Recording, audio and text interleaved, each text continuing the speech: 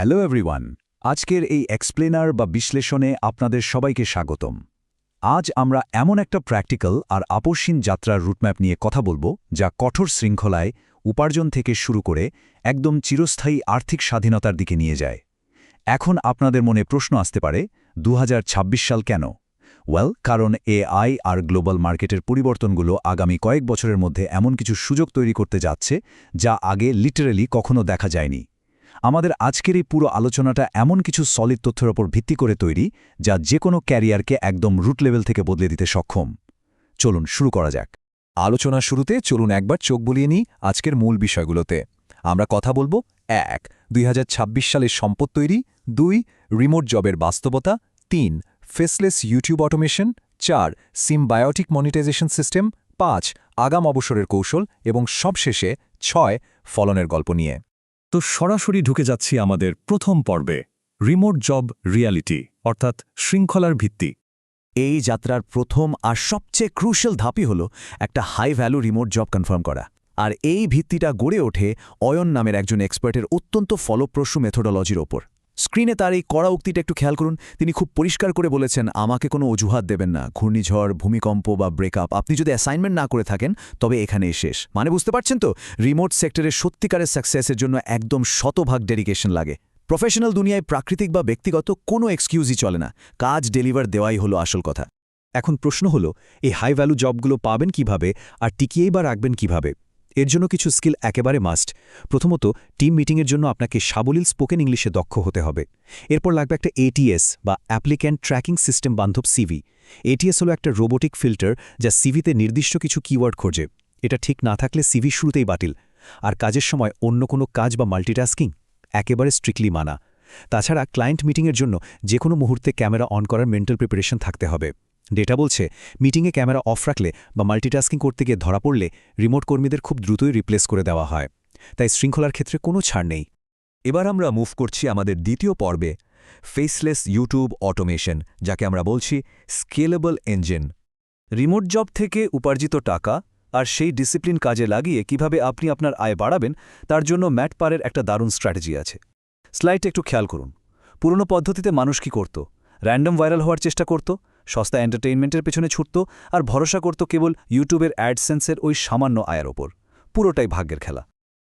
কিন্তু ভাই, নতুন পদ্ধতিতে ভাগ্যের কোনো জায়গা নেই। এটা পুরোপুরি ডেটা ড্রিভেন। এখানে নির্দিষ্ট মানি নিশ টার্গেট করা হয়, এআই টুলের মাধ্যমে কাজের স্পিড বাড়ানো হয়, আর কোর্স বা অ্যাফিলিয়েটের মাধ্যমে দ্রুত ব্যাকএন্ড মনিটাইজেশনের ব্যবস্থা করা হয়। সস্তা ভিউ না, বরং সলিড আর প্রফিটেবল একটা চ্যানেল দাঁড় করানোই এখানে মেন টার্গেট। এখন আপনার মাথায় হয়তো ঘুরছে, এই মানি নিশ জিনিসটা আসলে কি? সোজা কথায়, যেসব বিষয়ে অ্যাড রেট বা বিজ্ঞাপন মূল্য অনেক হাই থাকে, যেমন ধরুন পার্সোনাল ফাইন্যান্স। এই নিশটা এতই লাভজনক কারণ ব্যাংক বা ইনভেস্টমেন্ট ফার্মগুলো তাদের অ্যাডের জন্য এখানে কারি টাকা ঢালে। এর বাইরেও ক্রুজ আর বিমান ভ্রমণের টিপস, সফটওয়্যার ও এআই টুল টিউটোরিয়াল বা একদম স্পেসিফিক হেলথ ও ওয়ার্কআউট গাইড, এই নিশগুলোতে এমন একটা ডেডিকেটেড অডিয়েন্স থাকে যারা শুধু ভিডিওই দেখে না, কন্টেন্টের পেছনে ডিজিটাল প্রোডাক্ট বা কোর্স কিনতেও দারুণ আগ্রহী। বোঝাই যাচ্ছে নর্মাল বিনোদন চ্যানেলের চেয়ে এখানকার ইনকামের গ্রাফটা কতটা উপরের দিকে। চলুন এবার দেখি কিভাবে এই পুরো সিস্টেমটা বিল্ড আপ হয়। আমাদের তৃতীয় পর্ব, সিম্বিওটিক মনিটাইজেশন সিস্টেম অর্থাৎ ইঞ্জিন তৈরি। মডার্ন ইউটিউবের সাফল্যের আসল গেম চেঞ্জারটা হলো ফ্লাইহুইল ভিডিও, যাকে আমরা মানি ভিডিও বলি।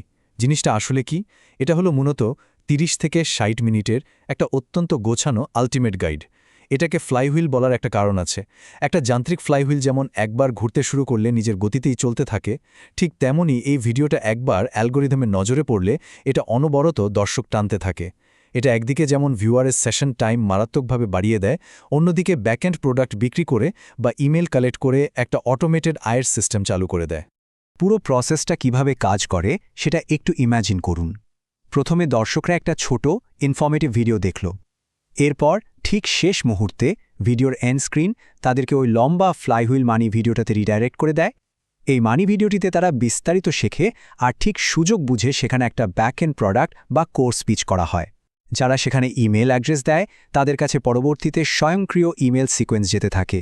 আর এভাবেই তৈরি হয় লং টার্ম সেলস। ট্রাফিককে কিভাবে সিস্টেম্যাটিকভাবে প্রফিটে কনভার্ট করতে হয় তার একটা মাস্টার ক্লাস হলো এই সিম্বায়োটিক ফ্লো। এতক্ষণ তো স্কেলেবল আয় করার কথা বললাম, কিন্তু আয় করলেই তো হবে না, সেটা টিকিয়ে রাখতে হবে। আমরা চলে এসেছি চতুর্থ পর্বে, আগাম অবসরের কৌশল, অর্থাৎ সম্পদ ধরে রাখা। এখানে একটা কথা মনে রাখা খুব জরুরি। আয় করাটা হলো সমীকরণের প্রথম অর্ধেক মাত্র। আসল ম্যাজিকটা হলো উপার্জিত সম্পদ ধরে রাখা এবং সেটাকে বাড়ানো। এখানেই আসে ফায়ার কনসেপ্টটা। Financial independence, retire early. এর মূল ফান্ডাটাই হলো ফালতু খরচ একেবারে কমিয়ে ফেলা আর খুব দ্রুত টাকা সেভ করা। সাধারণত এই মডেলে 55 বছর বয়সকে টার্গেট করা হয়, যাতে পেনাল্টি ছাড়াই রিটায়ারমেন্ট ফান্ডগুলো ইউজ করা যায়। প্রথাগত পেনশন আর ট্যাক্স পেনাল্টি সিস্টেমকে স্মার্টলি বাইপাস করার এটা একটা অসাধারণ গাণিতিক উপায়। আগাম অবসরের ক্ষেত্রে একটা খুব পপুলার থিওরি আছে, রুল অফ 25। মানে আপনার বছরে যা খরচ হয় তার 25 গুণ টাকা আগেভাগেই জমিয়ে ফেলা। ধরুন আপনার বছরে খরচ হয় $40,000, তাহলে আপনাকে $1 মিলিয়ন জমাতে হবে। এর সাথে একটা 4% উত্তোলনের নিয়মও থাকে। কিন্তু সমস্যাটা কোথায় জানেন? যারা খুব আর্লি রিটায়ার করেন তাদের জন্য এই স্ট্যান্ডার্ড রুলটা বেশ রিস্কি হয়ে যায়, কারণ তাদের জমানো টাকাটা অনেক লম্বা সময় ধরে টিকিয়ে রাখতে হয় আর ট্যাক্সের হিসাবটাও অনেকের মাথায় থাকে না। এই স্লাইডের ডেটাটা কিন্তু খুবই ইন্টারেস্টিং। আর্লি রিটায়ারমেন্ট কনফার্ম করতে হলে আপনার সেভিংস রেট কতটা অ্যাগ্রেসিভ হতে হবে এটা তারই একটা পরিষ্কার চিত্র। ধরুন একজন 30 বছর বয়সী মানুষের যদি $50,000 জমানো থাকে, তাহলে তার কনফিডেন্স স্কোর কেমন হবে? যদি সে আয়ের মাত্র 15% সেভ করে, তাহলে সাফল্যের হার মাত্র 41%, মানে বেশ রিস্কি। সেভিংস রেট বাড়িয়ে 30% নিলে কনফিডেন্স স্কোর দাঁড়ায় 83%। কিন্তু কেউ যদি লিটারালি শতভাগ নিশ্চিত হতে চায়, মানে কনফিডেন্স স্কোর 99% নিতে চায়, তবে তাকে তার আয়ের অন্তত 60% সঞ্চয় করতে হবে। বোঝাই যাচ্ছে, নিরাপদ অবসরের জন্য আপনাকে সঞ্চয়ের ক্ষেত্রে রীতিমতো আগ্রাসী হতে হবে। আর হ্যাঁ, এই যে এতক্ষণ ধরে এত সব ডেটার কথা বলছি, এগুলো কিন্তু কোনো মন গড়া কথা নয় বা ইন্টারনেটে ভেসে থাকা কোনো ফাঁকা বুলি নয়।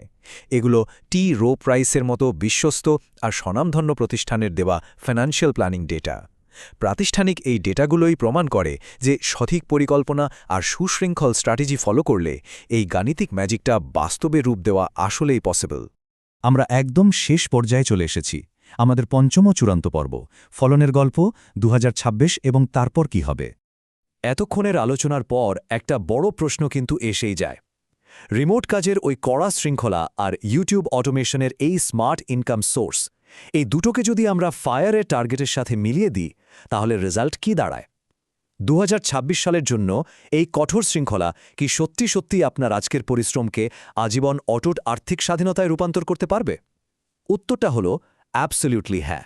সঠিক ডিসিপ্লিন আর নিরলস ডেডিকেশন আপনাকে লাইফ টাইম ফ্রিডম দিতে বাধ্য। শুধু আপনাকে সিদ্ধান্ত নিতে হবে আর কাজটা শুরু করতে হবে। তো বস, বসে থাকার সময় শেষ, মাটি কামড়ে পড়ে থাকুন, ফলন কথা বলবে। ভিডিওটা ভালো লাগলে শেয়ার দিন, যাতে আপনার বন্ধুও এই শকিং আয়ের রাস্তাটা জানতে পারে। দেখা হচ্ছে পরের ভিডিওতে। আল্লাহ হাফেজ।